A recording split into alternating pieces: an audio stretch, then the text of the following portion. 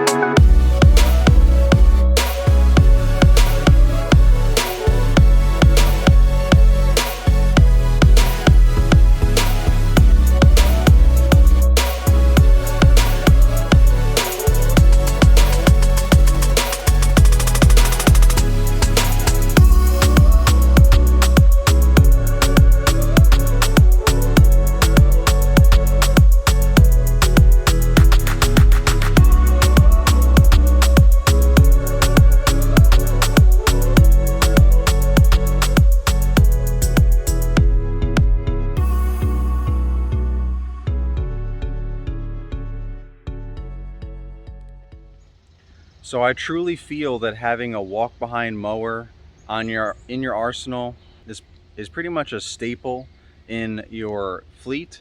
I mean, if you only had one mower to choose from, if you were just starting out, usually your budget's low, you don't have all the money in the world to spend, you know, you're not going to start out necessarily with an enclosed trailer and a brand new truck, not even maybe a brand new mower. But if you can invest in something, get a Hydro walk behind mower. You know, they sell the sulkies, the little wheeled platforms. It's not on this one. I do have it. It's in storage. I just took it off temporarily and haven't put it back on, but it's easy to clip it on and off just with one pin once you get it all installed.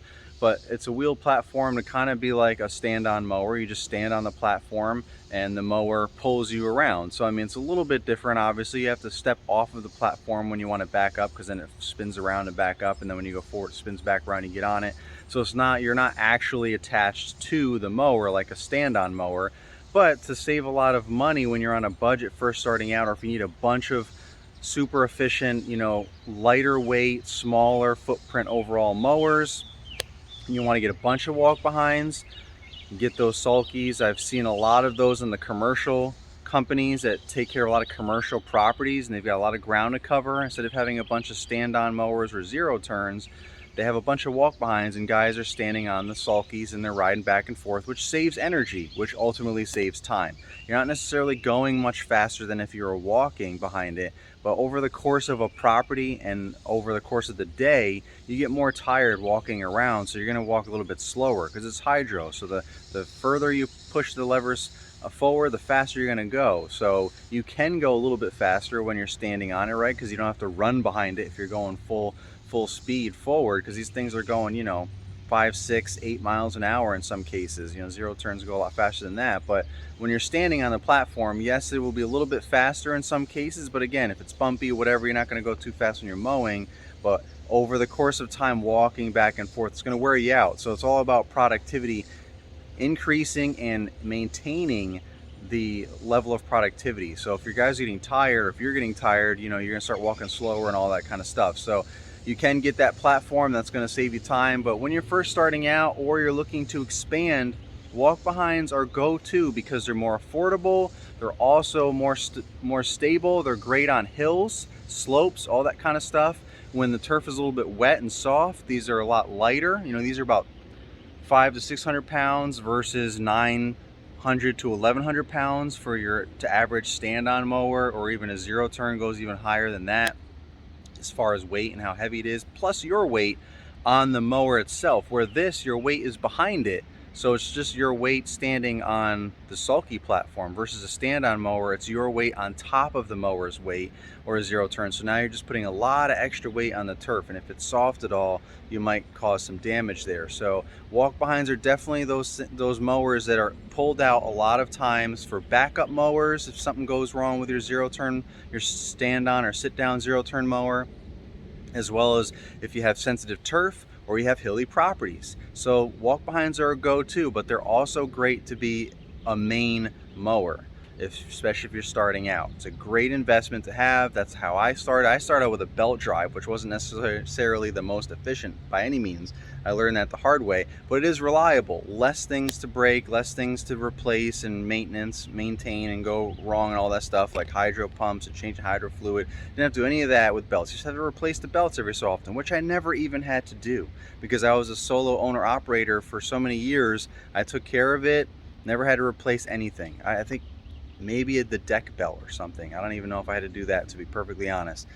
You just adjust, you know, you just do some adjustments with the drive belts and all that every now and again when they stretch out or whatever the deal is. But it was fine. It was a good go-to. But I didn't have a need for a belt drive walk behind in my fleet any longer, and I wanted to upgrade to some more things, so I traded that in. But now I have the hydro walk behind, and I'm just saying that it's a great mower, a great addition to your fleet, or a great first mower to have. So definitely go check out the videos that I put at the end of this about the Proline, the new Toro Proline, couple that I did, one for the 36 and one for the 48 non-HDX. So I got into more details about that. I actually compared my old walk behind before I traded it in with the new version, which was this, but not the HDX version, the 248s, the belt drive and the hydro. You could see a lot of differences side to side, and I explained it all on that video. So again, check that out at the end. I just kind of wanted to recap you guys on where I'm at and the uses for this, in case this video gets more views for some people and you didn't catch the other ones. And then I can promote those other videos at the end for you to check those out, so you can kind of get the full perspective of the new Toro Proline walk behinds and why they're really efficient and could be a good choice for you. Should be a good choice if you're brand new or looking to expand and get some extra mowers and save a little bit of money, because these are still going to cut the grass really great, get a nice clean cut, but you're not going to have to worry about spending as much as you would if you just started getting a bunch of these. Again, these have their place too. Obviously I have one, right? But I have a couple of them, but these also have their place. So it's about knowing what your properties are, what you want them to be, what mowers are going to work best for you. Definitely demo some stuff if you have dealers in the area that will let you do that, or contact the Toro distributors and hopefully they can stop by and they can come right to a property and drop it off for you, and you can check some stuff out, demo some things, so that you can see if it's going to be the right fit and what's going to be the right fit. You never really know until you try stuff out. You can do all the research in the world, watch these videos, but until you get behind here and try it yourself, it's not the same. Only you can make up your mind, can only make the decisions for your business and what's going to work the best. I'm just trying to help you guys out, give you whatever information I can from my experiences, as well as some of my peers and mentors over the years that I've caught on to as well. So we're all constantly learning and growing together.